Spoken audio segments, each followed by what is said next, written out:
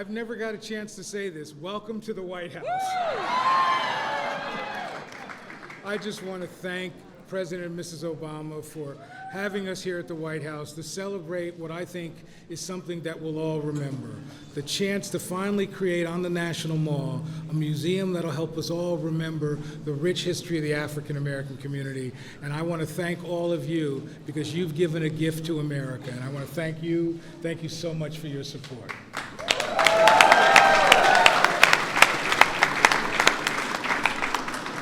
Well, welcome everybody. This is an exceptionally good-looking group. And there are just so many friends here that it feels like one of our house parties. But there's no dancing this afternoon. We're here just to acknowledge what an extraordinary achievement has been accomplished by Mr. Lonnie Bunch. Woo!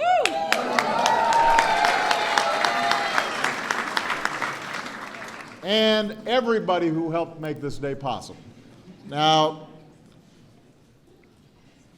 I want to just talk about Lonnie for a second. When Lonnie first came here from Chicago to start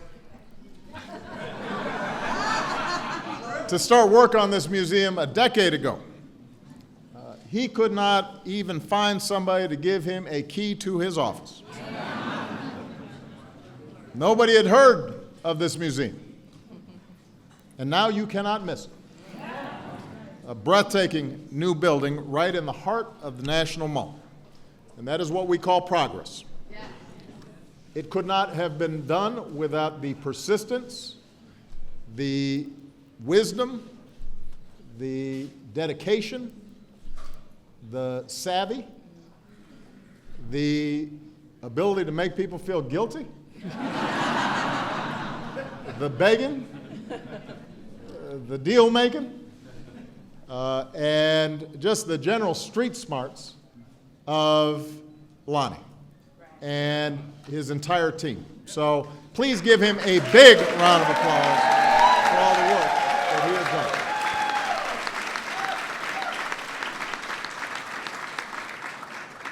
But of course, this is also about more than Lonnie. This is about people who, for more than a century, advocated and organized and raised funds and donated artifacts so that the story of the African American experience could take its rightful place in our national memory.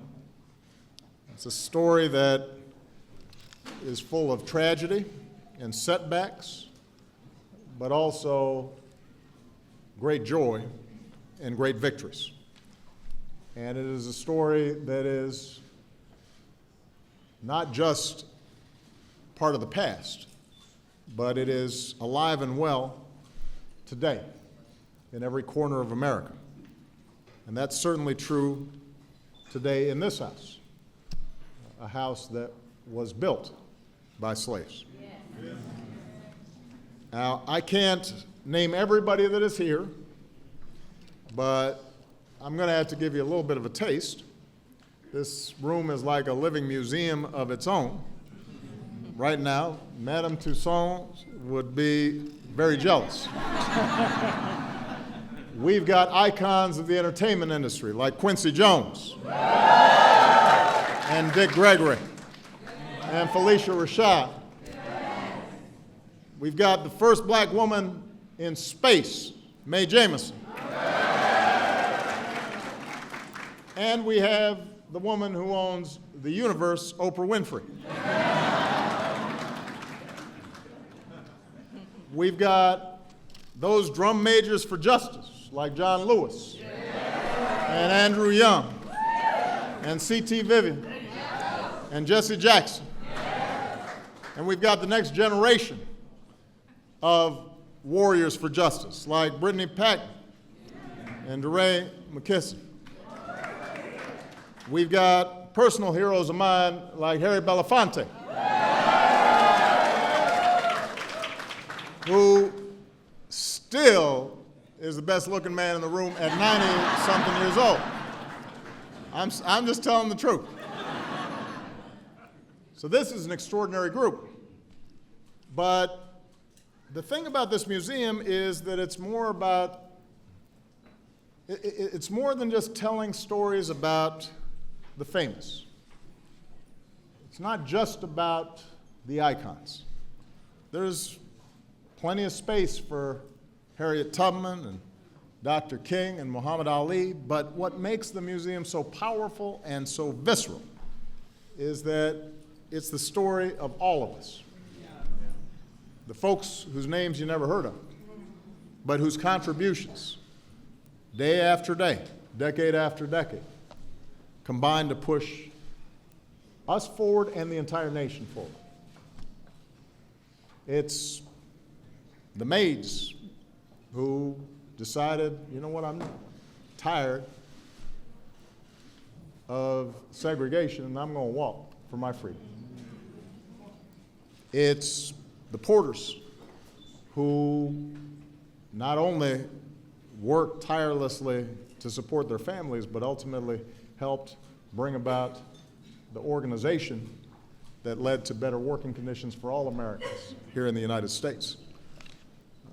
It's about our moms and grandparents and uncles and aunts who just did the right thing and raised great families despite assaults on their dignity on every single day. You see it in the dignity of the artifacts that are in the museum, the dignity of an enslaved family, what it must have been like to try to live in that tiny cabin. Those slaves who dared to marry, even though it was illegal for them to do so. Folks who were forced to sit in the back of a train but went about their business anyway and tried to instill in their children a sense that this isn't who we are, and there's going to be more someday. You see it in the men and the women who rushed to the war fronts to secure all of our freedom, understanding that when they came home, they might not yet be free. The students who walked past angry crowds to integrate our schools. The families huddling around a Bible to steel their faith for the challenges ahead. That quiet, determined dignity and hope. Everybody here has somebody in mind when we think of those kinds of folks who couldn't make it to this room, but whose stories are our stories, and whose stories are represented at this museum. It might be an ancestor who ran to freedom, or an aunt or uncle who pushed back against Jim Crow, or a friend who marched or sat in, or it might be young people who are organizing against cynicism today. But the point is that all of us cannot forget that the only reason that we're standing here is because somebody somewhere stood up for us. Stood up when it was risky, stood up when it was not popular, and somehow, standing up together, managed to change the world. You know, the timing of this is fascinating.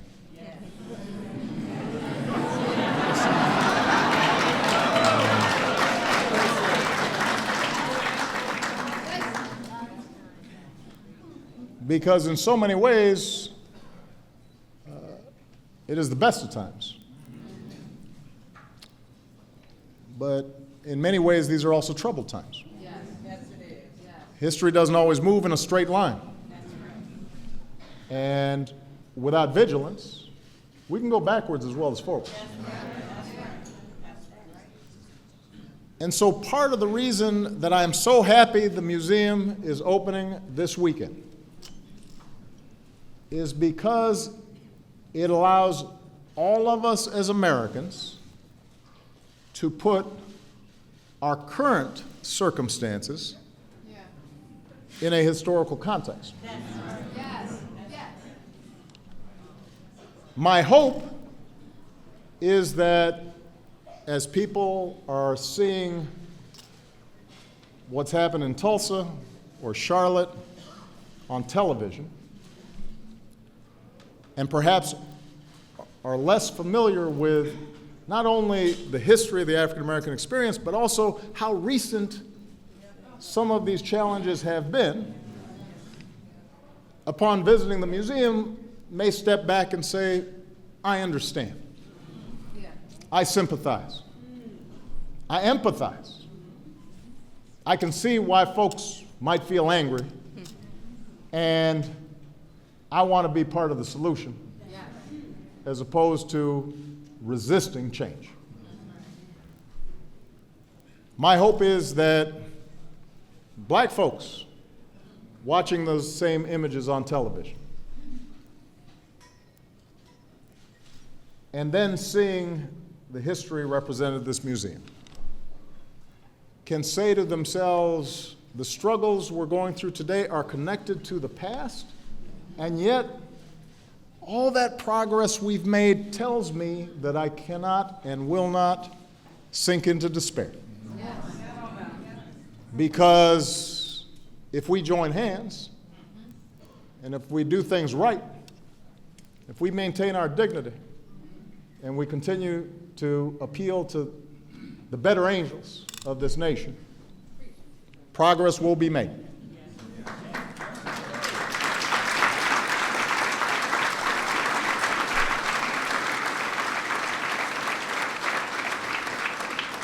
I was telling Michelle, many of you know I get 10 letters a day from constituents. And it's a great way for me to keep a pulse on how folks other than the pundits on cable TV are thinking. And I know it's a representative group because sometimes people say, Mr. President, we just love you, and we especially love Michelle. And you're doing such a great job, and thank you. And then there are others who write and say, Mr. President, you're an idiot, and you've ruined this country. And so I know I'm getting a real sampling of American public opinion. Last night, as I was reading through my letters, I'd say about half of them said, Mr. President, why are you always against police? And why aren't you doing enough to deal with these rioters and the violence? And then the other half were with some black folks said, Mr. President, why aren't you doing something about the police? And when are we actually going to get justice? And I understand the nature of that argument because this is a dialogue we've been having for 400 years. And the fact of the matter is that one of the challenges we have in generating a constructive discussion about how to solve these problems is because what people see on television and what they hear on the radio is bereft of context and ignores history. Yes. And so people are just responding as if none of what's represented in this museum ever happened. And that's true for all of us, not just some of us. And so when I imagine children, white, black, Latino, Asian, Native American, wandering through that museum and sitting at that lunch counter and imagining what it would be like to standing on that auction block.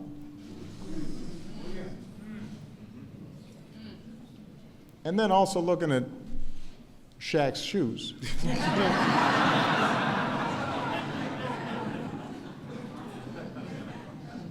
And Chuck Berry's red Cadillac. my hope is that this complicated, difficult, sometimes harrowing, but I believe ultimately triumphant story will help us talk to each other. And more important, listen to each other. And even more important, see each other. And recognize the common humanity that makes America what it is. So,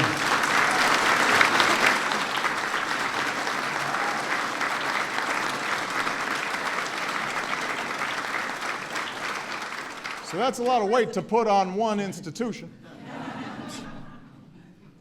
But You can do it. Michelle and I, having taken Michelle's mom and our daughters to see it, we feel confident that it will not just meet expectations, but far exceed them. And it would not have happened without all of you. So you should be very, very proud. Congratulations. God bless you. God bless America. Thank you.